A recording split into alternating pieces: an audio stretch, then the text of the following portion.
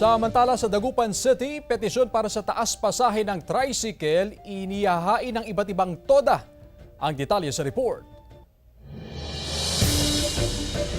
Mula sa 10 piso na minimum fare, naghain ng fare increase petition ang iba't ibang tricycle operators and drivers association sa Dagupan City. 25 pesos na minimum fare ang hiling na maaprubahan ng iba't ibang toda. Pero sa amin, kung ang minimum namin 25, para sa aming tricycle, okay na yun. Mahigit 6 taon na rin daw ang 10 pesos na minimum fare. Hindi na rin ito naaayon, lalo pat malaki na rin tinaas sa presyo sa kada litro ng gasolina. Mahal ang gasolina eh.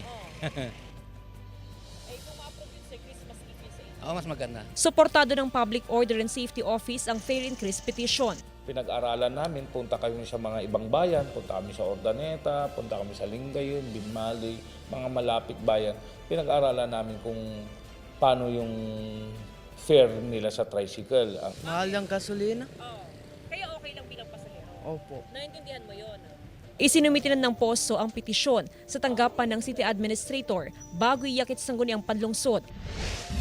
Samantala, hindi na nakakabiyahe ilang taxi driver dahil sa kakaunting pasahero sa Dagupan City. Ayon sa pamunuan ng taxi terminal, tuwing weekend lang malakas ang operasyon ng taxi, habang mahina naman sa weekdays. 15 taxi unit lang ang ipinapasada, nakatenggang ilang unit dahil sa matumal na biyahe. Hindi pare-pareho ang araw.